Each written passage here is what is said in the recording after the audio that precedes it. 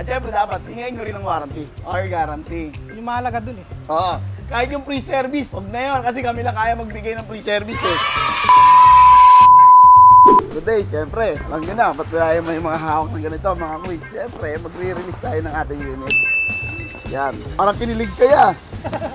Siyempre, kahit. Kaya nga, magandang araw at napakaaga mo kanina. Ang oras kang dumating niya kanina? 7 pa lang. Alas 7. Ba't ang aga mo kanina pala dumating? Ay, excited. Pangalan mo lang at tagadaan. Try mo ng may tao. Caloocan, no? Oo, may tao ka lang. Kaya ano nga palang nagustuhan mo sa amin? Bakit sa amin ka na lang bumili ng unit? Hindi na kailangan i-check, hindi na kailangan magbayad ng mekaniko na sasama sa'yo. Guaranteed naman dito eh. Kapag nagkaroon ng problema, pwede mo namang ibalik, di ba? Si Kuya nga pala, no, kanina. Sabi ko, Kuya, hindi mo ba i-check yung unit man lang? Anong dahilan mo? Sigurado naman eh. Ayan. Sabi ko, wag. I-check mo pa rin. Diba? So, pinakita ko sa kanya kung ano yung mga dapat i-check sa motor. Tinuro ko sa kanya kung ano dapat i-check. Siyempre, unang-una, electrical. Number 1, makina. Dapat walang maingay. Diba?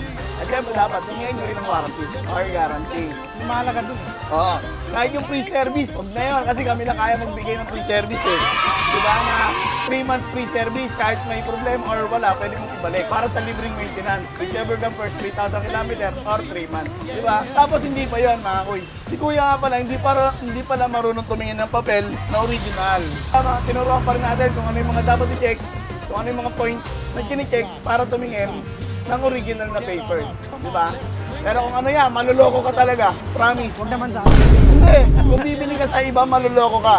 Kasi yung ginawa mo sa iba, opportunity na yun para manloko ng tao. Yung ganong diskarte mo. Pero dito kasi, syempre, hindi natin kailangan gawin. Unang-una, di nga tayo nagkapasira sa pera. Diba? Alam nyo naman, oy, pera. Wala sa atin yan. Tuwa ka ba sa motor natin nung road test mo? Bilis. So, bigyan natin dyan ng bagong handle grip. So, medyo kapas na, di ba? Pero maganda pa. Pag natripan mong palitan mo na lang. Change oil ka. Pati gear oil.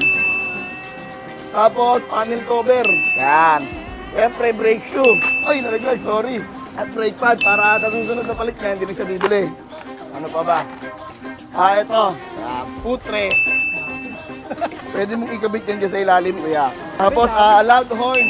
Diba, Corsa, mga quiz quality ang Corsa na yan, sa mga nakakaalam, quality po yung Corsa na yan. Napakaganda tumunog nito. Dito, pinag-previous lang natin, diba? Tapos, anong request mo kanina na helmet? Siyempre, half face na puti. Half face na puti. Ito na mag-buhat siya.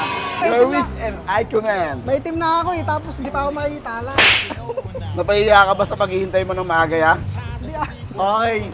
Sa mga nag-aaral nga palang second-hand unit na quality, syempre warranty at may guarantee at may free service. So, located tayo mga kuy sa 7 Avenue, Cornel de Aquino, or search nyo lang Tenex Moto Service. At sa mga gusto magpagawa, Tenex Moto Manila naman, Yama, baka may mga gusto kong batiin.